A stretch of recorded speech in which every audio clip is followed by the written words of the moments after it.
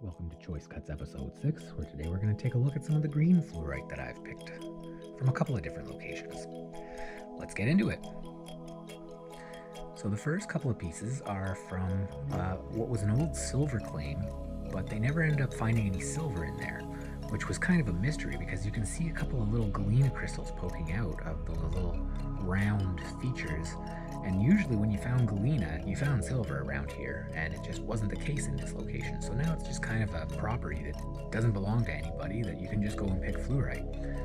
So you can see that the fluorite was massive. It was kind of filling a breccia, and it ended up in these nodules that terminated whenever there was a void in a steeped configuration, or a stepped configuration. You can see some purple onto the edges there. That's also fluorite, but it's mostly just the green nodules in the stepped configuration that was more of what I was going after. It's a fairly interesting site that I'll hopefully get back to. But anyway, the other site is a similar feature where you have calcite and some quartz and fluorite all in together, but the fluorite here ended up being much more cubic anywhere that there was host, like pockets, anywhere for it to form into crystals instead of just being massive. You can see there's some inclusions, darker inclusions. I'm not sure exactly what that is because it's right inside of the crystals, so I can't actually access it to do any kind of scratch tests or anything like that. It could be a graphite, but again, I'm just guessing.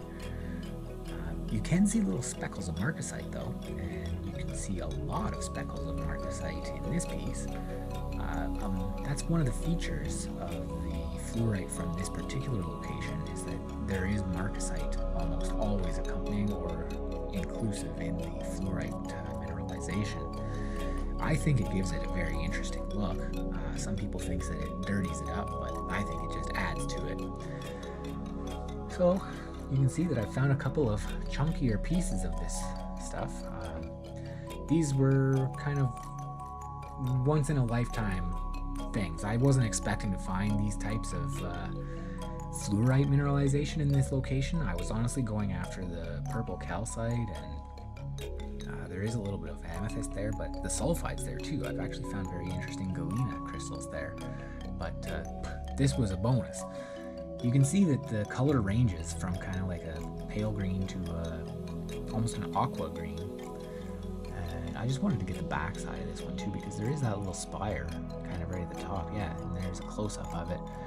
It's gorgeous. It's beautiful fluorite in there, but it's just on the back of the specimen, so most people don't ever see it when it's on display in my collection. This is just the front of that piece again. One of the finest, again, green fluorite pieces I've ever found. I wasn't expecting it. It just happened to be a bonus that day. So here are a couple of rhombohedral calcite crystals in a little pocket of marcasite from the same location. The only reason that I really wanted to show a couple of nicely formed rhombohedral calcite was because that's typically what you get here in amongst these gorgeous vugs of sea green fluorite speckled with golden marcasite. Sorry, I just got lost in there, but I was talking about the calcite because you see here, you get these interesting formations where you have scalenahedral calcite terminated with a rhombohedral point, and I've never seen that anywhere but this particular location, but interesting nonetheless. Anyway, I've been rambling real quick, and that pretty much sums it up for episode 6 of Choice Cuts. Thanks for watching. We'll do a little purple one tomorrow.